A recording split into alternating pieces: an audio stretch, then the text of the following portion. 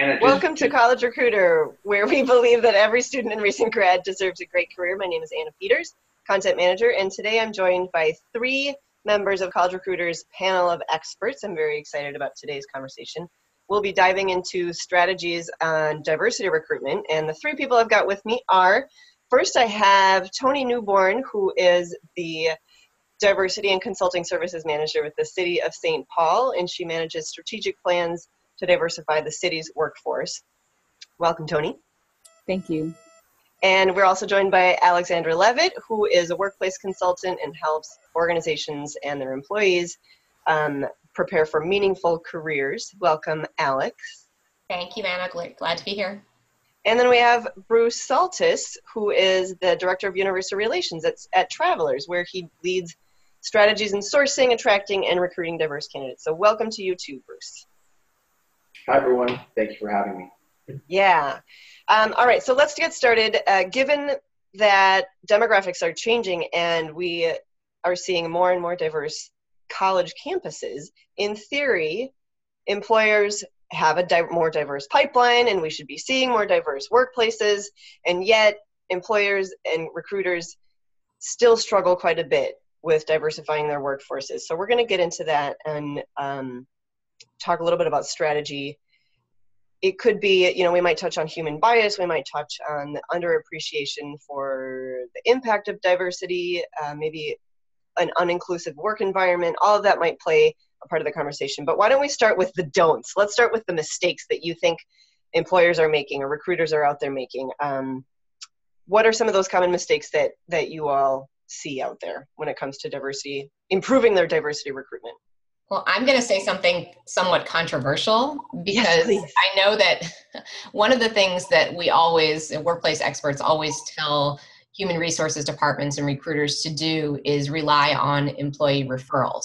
And employee referrals are a really good way to get great qualified candidates, people that are trusted, people who are qualified, and people who have a similar skill set to the base that you already have. But the problem with that employee referrals is that employees will naturally refer people who are similar to them demographically, in terms of socioeconomic status, and just in terms of background and experience in general. And therefore, you're going to end up bringing in a lot more people who are similar to the folks you already have. And it actually works against diversity practices and diversity efforts. And so while I wouldn't ever tell a company, don't rely on employee referrals, I think you have to be cognizant of the fact that that's going to work against some of the other things you've got going on. And you have to have a lot more going on in your recruitment efforts besides just relying on employee referrals. Mm-hmm. If I could just piggyback on that, the city of St. Paul has a long history of nepotism, and nepotism meaning with husbands and wives and brothers and sisters and daughters and sons and nephews all working within the city. And so it makes it into kind of this homegrown environment. But our workforce is 75% white. And to your point, Alexandra, we've kind of frowned upon nepotism. But one of the things that I have said is actually nepotism is not necessarily a bad thing when you use it, when you have a diverse network. And so to your point around diversifying your networks that you have and not bringing in the people with the same socioeconomic status and race and gender, et cetera, nepotism could work. Employee referrals could work if your networks are diverse. And so the don't is to continue to network, have a homogenous environment of a network environment, but diversify your network so that when a position does open within your respective organizations, that you will be able to reach out broader than just the people who look like you. Mm-hmm. It's a great point. And one of the things that I'll add in that Tony sort of introduced was the concept of referrals through our existing diversity network. So a lot of companies have, diversity networks or employee resource groups or business resource groups. I think the name, changes depending upon what company you're talking about. But, we do work very closely with them to encourage them to, make referrals. These groups often are affiliated with a diversity intent. You don't have to be a member or identify yourself. You can certainly be an ally of the particular group. But that's where we've seen the employer referral piece really work when we target that through our diversity networks. But the one thing I'll say from a college standpoint is, we've seen a changing landscape of diversity across the college campuses. And I think the mistake a lot of employers make is we'll just show up on that college campus. Yes. The diverse students will apply. And we don't necessarily have to do anything in advance of their application to make sure that they're prepared to successfully compete against other students who maybe they weren't the first in their family to go to college. So the whole concept of interviewing, professional dress, things like that are new to that individual. So companies really need to take the opportunity to work with those students, those first generation groups, that diverse groups on campus, to make sure that when it comes time for the interview, there's that preparation and so forth, instead of just showing up on interview day and saying, where's all my diverse talent? Right. Yeah, and Bruce, I would add too to that, I think the point you made about the diverse groups on campus is really important as well, because so often I see employers just doing the general career fairs, when, as you say, diverse students might not occur to them, oh, I need to go to this, and I need to be super assertive and proactive. Whereas if you go to some of the student groups that are available, you can make sure that you're in the right place at the right time and actually gain visibility within that candidate pool, where they might not know to come to you, and they might not do the things that other students might be being told by their parents to do. So I think that's an excellent point as well. I think in general, to add on to that, is such a common mistake is to assume that if you go where the students are, you will cast a wide net and pull in who you need, and not recognizing if you want to target X, Y, or Z population, then you need to change your recruitment strategies. It's Absolutely. Not one size fits all. You can't assume, well, if they didn't apply, that's on them, not on me. It's on you to target your recruitment to targeted groups. Go ahead. Oh, I'm sorry. I also think that it's important to, two things that I want to mention. One is one of the don'ts is around culture fit. A lot of times our employers say that we're looking for someone to fit into our culture. And so oftentimes that the culture is of the dominant culture, and whether we're talking about race, gender, ethnicity, or just national origin being American social norms. And so broadening us as employers need to broaden our perspectives around and defining what is a good fit. And I use that in quotation marks, just being careful around that. And I've advised our hiring managers to not use it. Just take that completely off the table, because you want a qualified candidate that's going to enhance your department or the organization, not someone who's going to fit into your work group, so to speak. Right. Someone with a different perspective entirely. Yeah. Cultural fit is like translation that's like us, like me. Mm-hmm. And that doesn't do your company any favors. And I bet you'll find a lot of hiring managers resist that. Right, yes. Tony? Yeah. Because they want employees to do well. They want people their values to match the values of the organization. And breaking down or unpacking what fit means. What does that mean for somebody to fit into your organization? Are you talking about values? What are your values? Let's find somebody who maybe does have those values, but still pushes the organization in a new way. Right. That's loaded. All right, so those are some don'ts, but let's move on to talk about something that you have seen in your experience work. And we all know there's no silver bullet here, whether we're talking about gender diversity, sexual orientation, race. There's no one answer, right? But in your experience, I'm curious to hear, what is something that has actually had an impact? One strategy, tactic. Well, we could start with blinding resumes. I don't know. I've heard different opinions about this, but I have seen some research that indicates that when you remove names from the resumes get further along in the pile, which really it's dismaying. I don't like to admit that this is true, but there's unconscious bias at play, apparently, where if you have a certain kind of sounding name, you're less likely to make it further along in terms of evaluation and assessment. And so just taking the name off of it and having people judged specifically according to their attributes, their skill, and their fit for the position seems to be working in a lot of organizations. And so I'm curious as to what you guys think about that, if that's worked in your organizations, if it's something you would recommend. Mm-hmm. I can't say that we've done that per se, but I do a lot of external benchmarking with other groups. And I do know of some companies that have chosen to go down that path. I also know some companies that have chosen to go down the path of hiding the school that they're attending. There tends to be, bias as it relates to, oh, well, Johnny must be a better candidate than Sally because Johnny goes to X school and Sally goes to Y. So that whole bias aspect comes into play, I think, certainly at the university level as well, when you see that expensive piece of paper on the wall and what school's name is at the header of it. So I do know of some companies that have started to go down that path. Our approach is a little bit phased. We have a applicant tracking system called NeoGov, which a lot of government agencies use, at least here in Minnesota. And it assigns a number to the applicant, an applicant number. Now, that sounds nice at first, but then once you click on their application, you're able to go in and see the resume and see the person's name and, if they have any affiliations with certain groups that could potentially identify student clubs that could potentially identify at least their race, ethnicity, sexual orientation, religion, etc. All of those protected classes. Mm-hmm. And so we've explored doing the blind resume as well.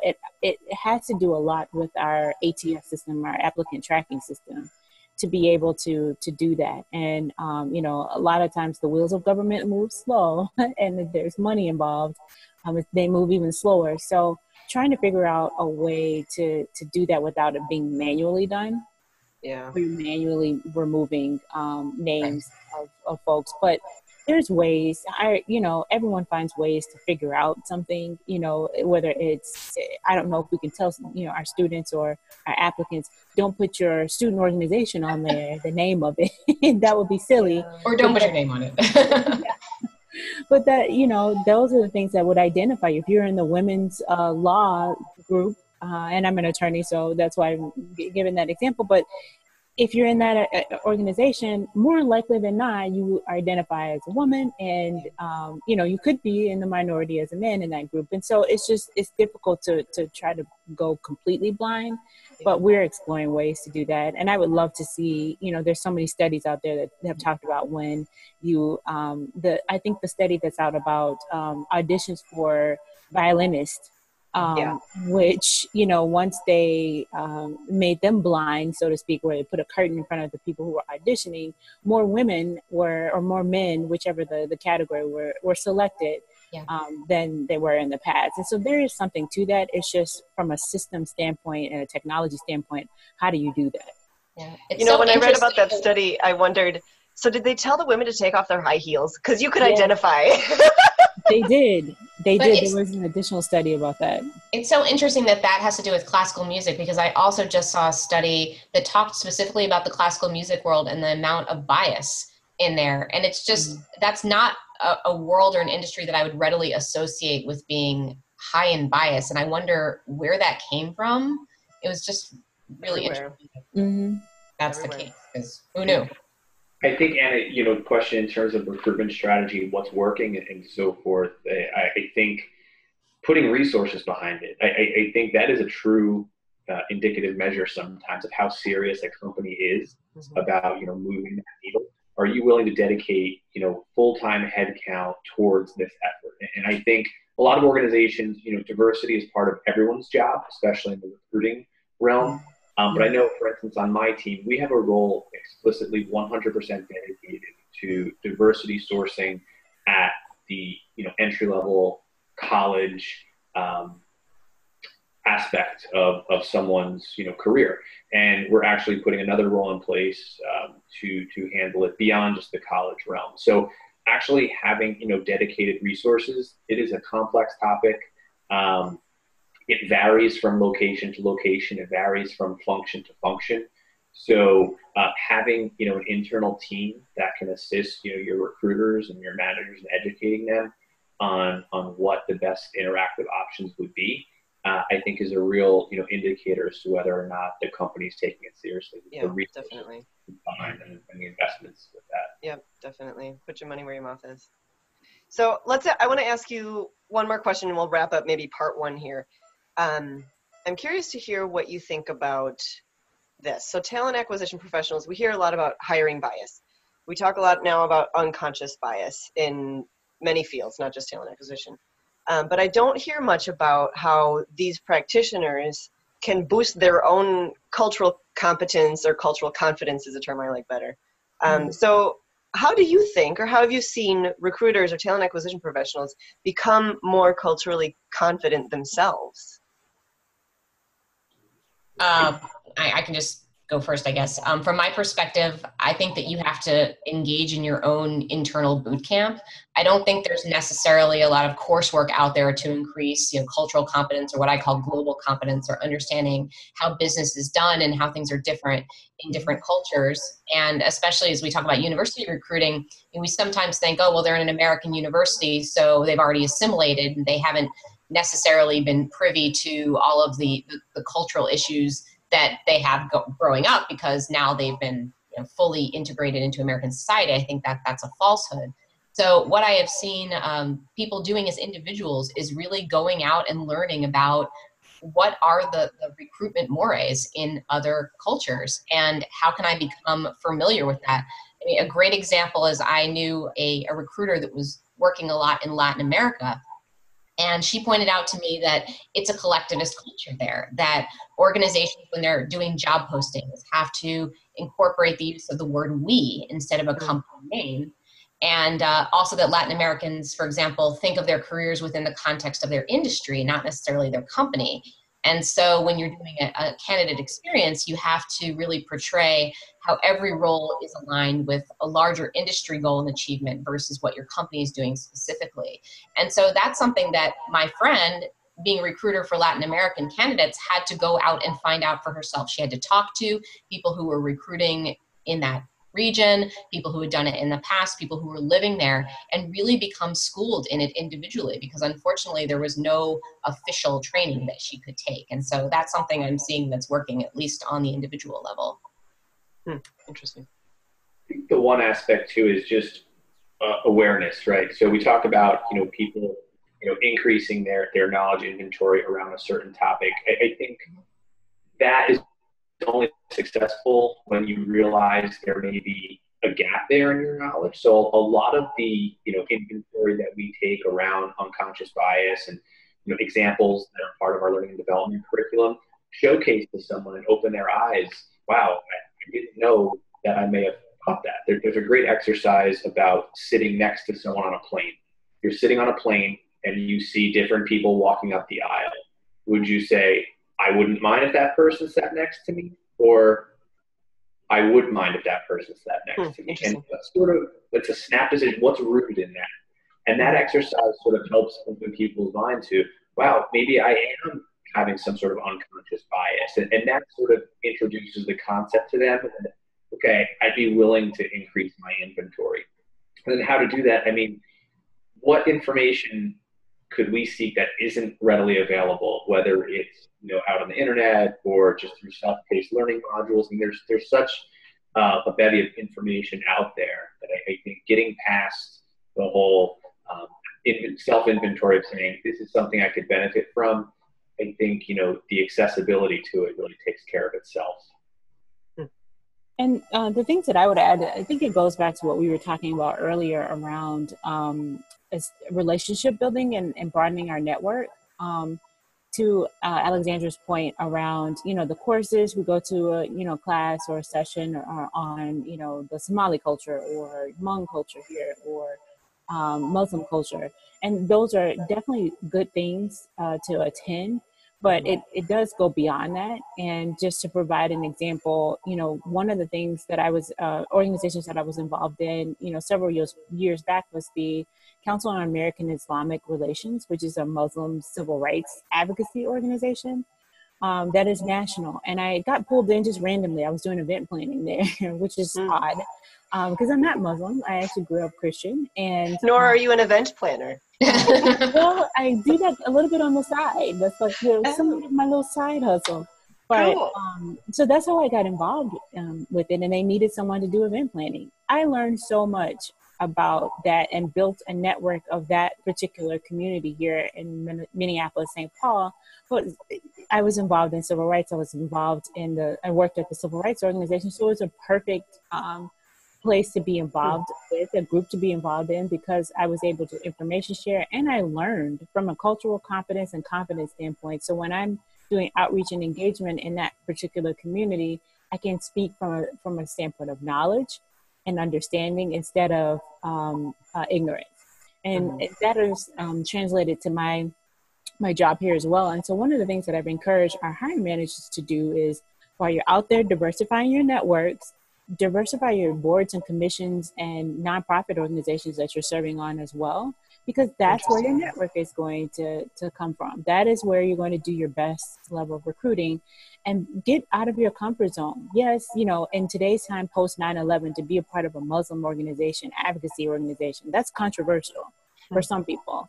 And so, not to say I didn't have any concerns about it, but I had to push myself out of my comfort zone to be able to do that. And I think we all need to do that if we're going to do recruiting well, and be able to build those relationships across our own race, ethnicity, gender, religion kind of boundaries. And to your point, Ted, go ahead, Bruce. Salesforce has a great video for Salesforce careers that just shows different employees from different walks, different backgrounds, and they address head on some of the misconceptions that can be had about them. And their whole aspect of it is like, let's start a conversation. Like, you have a question about, just, and I think it's just such a powerful video.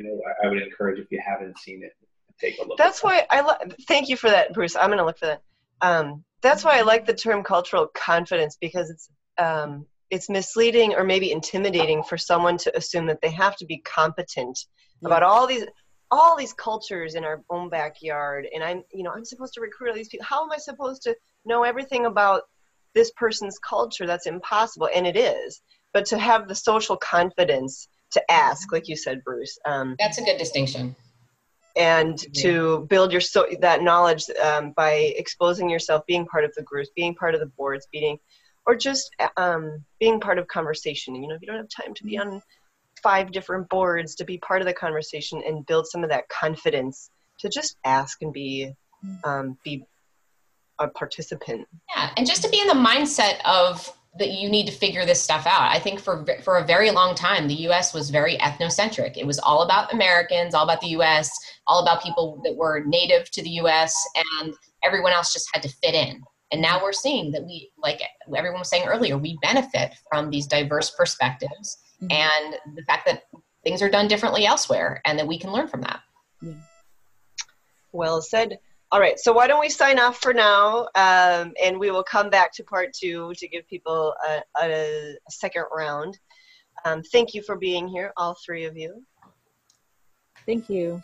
Thank you. Thank you. All right, and we'll see you next time. See you next time.